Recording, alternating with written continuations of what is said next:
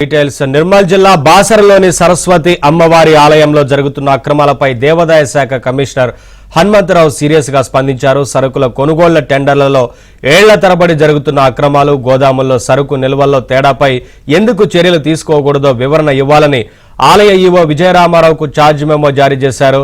సరస్వతి అమ్మవారి ఆలయంలో పులిహోర, లడ్డూ ప్రసాదాల తయారీ, ముడి సరుకులతో పాటు ఆలయ నిర్వహణలో వినియోగించే ఇతర నిత్యావసర సరుకులు, సామాగ్రి కొనుగోళ్లలో జరుగుతున్న అక్రమాలపై ఇటీవల ఏబిఎన్ ఆంధ్రజ్యోతి వరుస కథనాలను ప్రసారం చేసింది.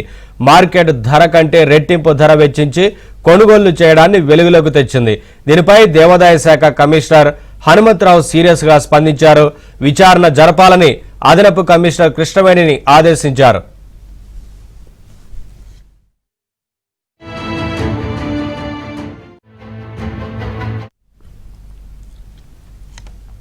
దేవాదాయ శాఖ కమిషనర్ ఆదేశాలతో అదనపు కమిషనర్ కృష్ణవేణి 2 రోజుల పాటు ఆలయంలో విచారణ జరిపారు. ఈ విచారణలో టెండర్ ప్రక్రియ పూర్తి లోపభూయిష్టంగా వ్యాపారికి లాభం చేకూర్చేలా ఉందని కృష్ణవేణి నిర్ధారించారు. ఒక్కో వస్తువును రెట్టింపు కంటే ఎక్కువ ధర వెచ్చించి కొనుగోలు చేసినట్లు తేలింది.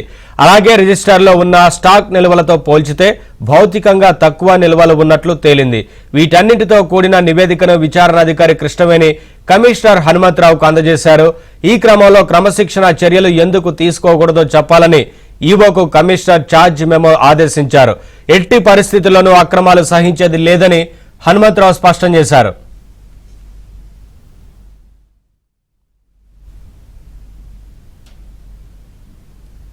అప్డేట్స్ మా కరెస్పాండెంట్ మాంతయ్యని అడిగి తెలుసుకుందాం.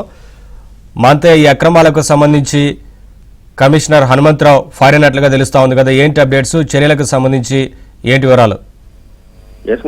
బాసరతో సహా రాష్ట్రంలోని ప్రముఖ ఆలయాలన్నింటిలో కూడా టెండర్లు మొత్తం కూడా లోపభూయిష్టంగా ఉన్నట్టు తేలింది.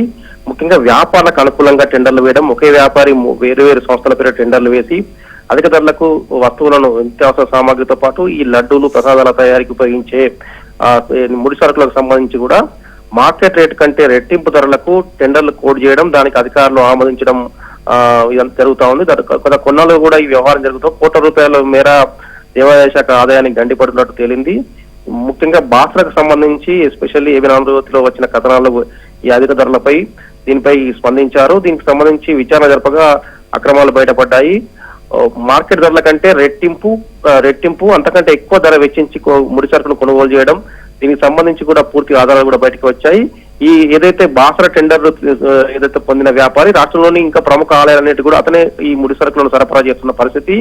ఇది మొత్తం కూడా ఒక కొంతమంది అధికారులు, ఈ వ్యాపారులు కలిసి కొన్నాళ్ళుగా కూడా మొత్తం కోట్ల రూపాయల మేర దేవాదాయ శాఖ ఆదాయాన్ని గండి కొడుతున్నట్టు కూడా బయటపడింది. బాసరకు సంబంధించి ఈవోకు ఛార్జ్ మెమో జారీ చేశారు. దీనికి సంబంధించి టెండర్ల ప్రక్రియ ఎలా జరిగింది, దీనికి సంబంధించి పూర్తి వివరాలు ఇవ్వాలని చెప్పి కూడా ఆదేశించారు. ముఖ్యంగా ఈ లోపభూయిష్టమైన విధానాల వల్ల నీపై చర్యలను తీసుకోవాలని కూడా ఛార్జ్ మెమోలో పేర్కొనడం జరిగింది.